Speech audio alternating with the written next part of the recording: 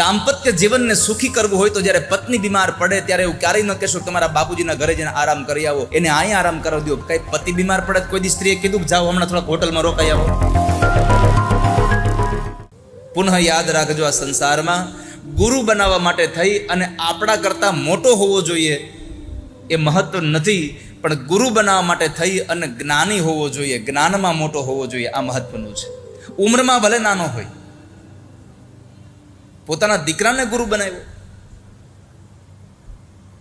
તો દત્તાત્રેય ભગવાને 24 ગુરુ બનાવ્યા. સ્વયં પરમાત્મા જેને ઘરે અવતરે એનું દાંપત્ય કેટલું શ્રેષ્ઠ હશે, એનો ગ્રહસ્થાશ્રમ કેટલો ધન્ય હશે. ધન્ય ગ્રહસ્થાશ્રમ.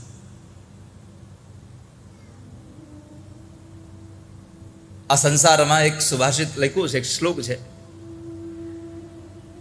કે ગ્રહસ્થાશ્રમ ધન્ય કોને કહેવાય? તો બહુ બધા એના કારણો બતાવ્યા છે કે જે ઘરની અંદર નિત્ય આનંદ થતો હોય, જે ઘરની અંદર પ્રિય બોલનારી સ્ત્રી હોય, જે ઘરમાં મા બાપનો આદર સત્કાર થતો હોય,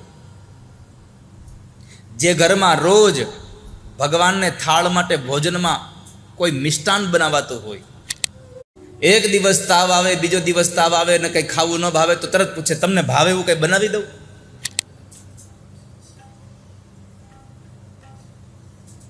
સતત એની સેવામાં રહેશે.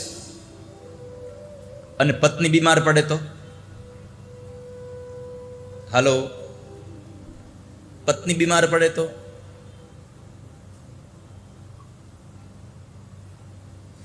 પાંચ સાત દિવસ બીમારીમાં જાય ને એટલે ઘરમાંથી શું કે ખબર છે? તો એક કામ કરો, તમે જાઓ તમારા બાપુજીની ઘરે આરામ કરી આવો થોડાક દિવસ. મારી પ્રાર્થના છે આ દાંપત્ય જીવનને સુખી કરવું હોય, આવી નાની નાની બાબતો પણ ક્યારેક સ્ત્રીના મનને વિચલિત કરી દે છે. દાંપત્ય જીવનને સુખી કરવું હોય તો જ્યારે પત્ની બીમાર પડે ત્યારે એવું ક્યારેય ન કહેશો તમારા બાપુજીના ઘરે જઈને આરામ કરી આવો, એને અહીંયા આરામ કરાવી દો. કઈ પતિ બીમાર પડે કોઈ દી સ્ત્રીએ કીધું કે જાઓ હમણાં થોડાક હોટલમાં રોકાઈ આવો? નહીં. માટે કહું છું, દાંપત્ય જીવનને સુખી કરવા માટે બહુ ઝીણી ઝીણી બાબતોમાં પણ તમારે કાળજી રાખવી પડે છે, તો ગ્રહસ્થાશ્રમ ધન્ય બને. અત્રિ અને અનસૂયાનો દાંપત્ય કેટલું ધન્ય હશે કે જેના ઘરે સ્વયં ભગવાન દત્તાત્રેય મહારાજનું પ્રાગટ્ય થયું. મનુ મહારાજની દીકરી પ્રસૂતિના લગ્ન દક્ષ પ્રજાપતિ સાથે થયા.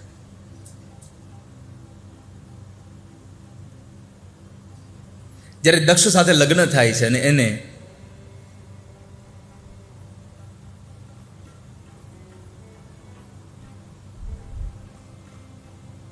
સોળ કન્યાઓ છે.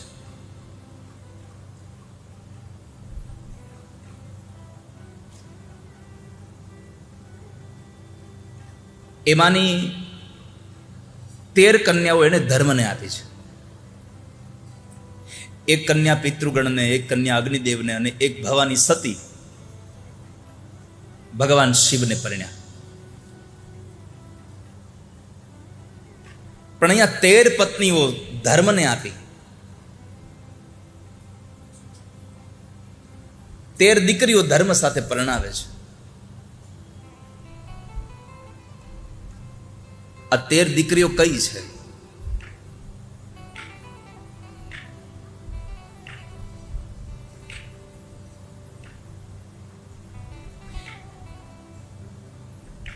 સૌથી પહેલી દીકરી છે શ્રદ્ધા.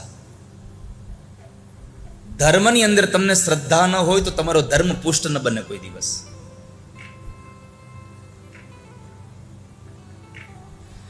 જો તમારા ધર્મમાં તમને શ્રદ્ધા હોય તો તમારા ધર્મનું પરિણામ તમારું શુભ આવે.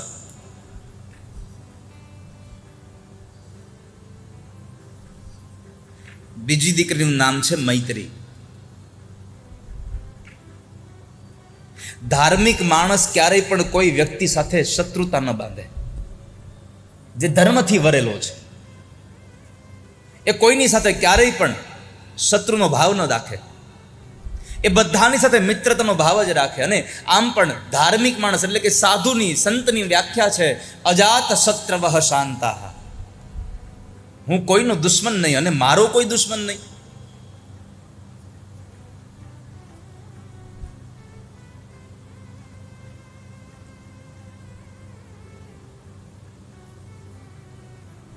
તો મૈત્રી છે એ ધર્મની સાથે હોય તો ધર્મ શોભી રહ્યો છે.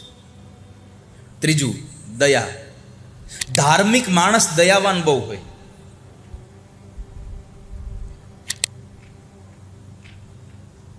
ધાર્મિક માણસ કદાચ સંપત્તિથી સંપન્ન ન હોય છતાં પણ નાના માણસોને, કોઈ દુઃખી માણસને જોઈ અને એનામાં દયા તરત પ્રગટી જાય, એને દયા આવી જાય તરત જ. એટલે શાસ્ત્ર કહે છે કે ધાર્મિક માણસ દયાળુ હોવો જોઈએ, હૃદયનો કોમળ હોવો જોઈએ. પછી છે શાંતિ. અને આ સંસારમાં ધાર્મિક માણસને, ધર્મને જ સાચી શાંતિ વરે છે.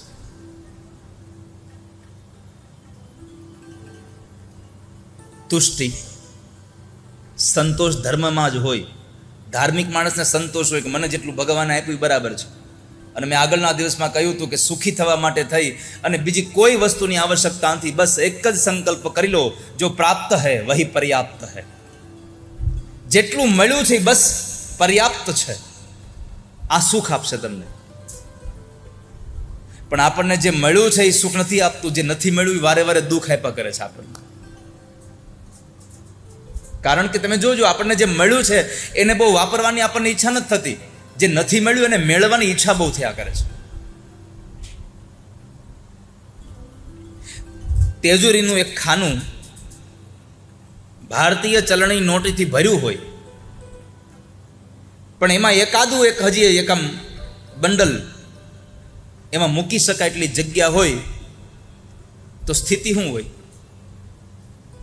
ભરતભાઈ, બુહા પરિવાર, સ્થિતિ શું હોય?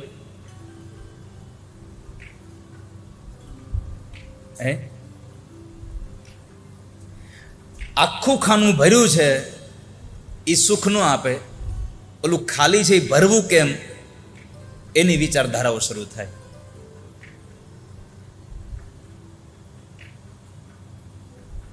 અને દુઃખ આપ્યા કરે, કારણ કે ઓલું ખાનું ભરવા માટે થઈ, જગ્યા ભરવા માટે સતત દોડ્યા કરીએ.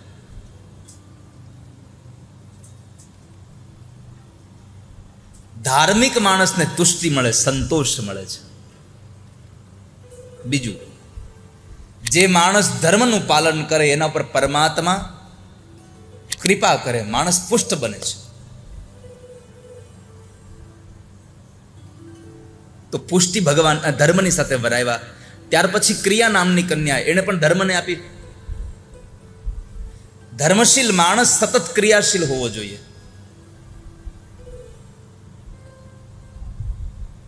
તો ધર્મ એને સુખ આપે. પછી ઉન્નતિ નામની કન્યા ધર્મને પરણાવી. ધાર્મિક માણસ પોતાના ક્રિયાશીલ રહે અને આ સંસારનો જે માણસ સતત ક્રિયાશીલ હોય એની ઉન્નતિ નક્કી હોય છે.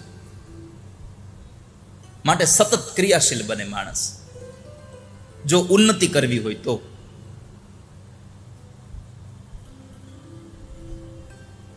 ત્યાર પછી બુદ્ધિ. ધાર્મિક માણસ બુદ્ધિમાન હોવો જોઈએ. જેવી રીતે શંકરાચાર્ય ભગવાન, વલ્લભાચાર્ય મહારાજ, આ બધા કેટલા બુદ્ધિશાળી હતા. ધાર્મિક માણસ બુદ્ધિમાન હોય. પછી એક કન્યાનું નામ છે મેધા. ધાર્મિક માણસની યાદશક્તિ બહુ હોય.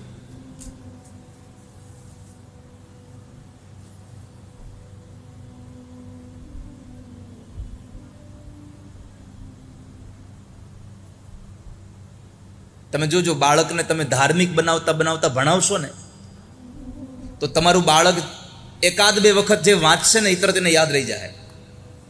તમારું બાળક ધાર્મિક હોવું જોઈએ તો તરત એને યાદ રહી જાય.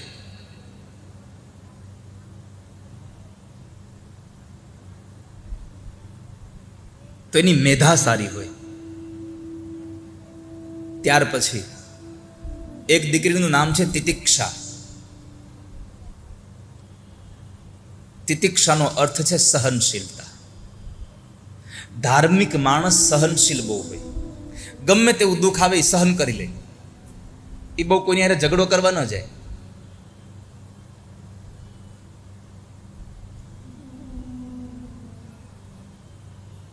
નરસિંહ મહેતાને જુઓ તો કેટલું દુઃખ આવ્યું, છતાં ક્યાંય કોઈ દિવસ કોઈની હારે ઝઘડો કરવા ગયા? સગા ભાઈ અને સગા ભાઈના પત્ની ભાભી કેટલા મેણા મારે, છતાં કોઈની હારે એણે ઝઘડો કર્યો? મીરાબાઈને ઝેર પીવડાવ્યું, છતાં કોઈની હારે ઝઘડો કર્યો? અરે તુકારામજી મહારાજને એના જ પત્ની શેરડીના સાઠાથી મારે, છતાં એણે પત્ની હારે કોઈ ઝઘડો ન કર્યો. કારણ ધાર્મિક માણસ હંમેશા સહનશીલ હોવો જોઈએ, તિતિક્ષા હોવો જોઈએ. ત્યાર પછી દીકરીનું નામ છે રીમ. રીમ એટલે લજ્જા. ધાર્મિક માણસ એને લજ્જા બહુ વાલી, એની આબરૂ બહુ વાલી હોય, એ ખોટું કામ ન કરે કોઈ દિવસ, એ પોતાની આબરૂને સાચવી રાખે છે. અને છેલ્લે મૂર્તિ. તો ધાર્મિક માણસ મૂર્તિની પૂજા કરનારો અને પૂજા કરતા કરતા ભગવાનમય થનારો બને છે. આ 13 કન્યાઓ દક્ષે ધર્મ સાથે પરણાવી. એક દીકરી અગ્નિદેવને, એક પિતૃગણને અને એક ભગવાન શિવને પરણ્યા. શિવને પરણ્યા એ ભગવાન શિવના પત્ની ભવાનીએ પોતાના બાપના ઘરે અગ્નિમાં બળી અને દેહનો ત્યાગ કર્યો. અગ્નિમાં બળીને દેહનો ત્યાગ કર્યો એ શબ્દ સાંભળ્યો એટલે પરીક્ષિત મહારાજે તરત પ્રશ્ન કર્યો, બાપજી ઉભા રહો, દીકરી બાપના ઘર બળી, આ સમજાયું નહીં. કદાચ પતિના ઘરે સાસરિયામાં કોઈ કંકાસ થયો હોય અને કદાચ ત્યાં કોઈ અવળું પગલું ભરીએ તો બરાબર છે, પણ સાસરે ગયેલી દીકરી બાપના ઘરે આવે અને સળગીને બળી જાય, આ સમજાતું નથી. કૃપા કરો ને, અમને સમજાવો કે ભવાની બાપના ઘરે શું કામ બળ્યા. બહુ દિવ્ય કથા છે કે ભવાનીએ પોતાના પિતાજીની ઈચ્છા વિરુદ્ધ ભગવાન શિવ હારે લગ્ન કર્યા હતા.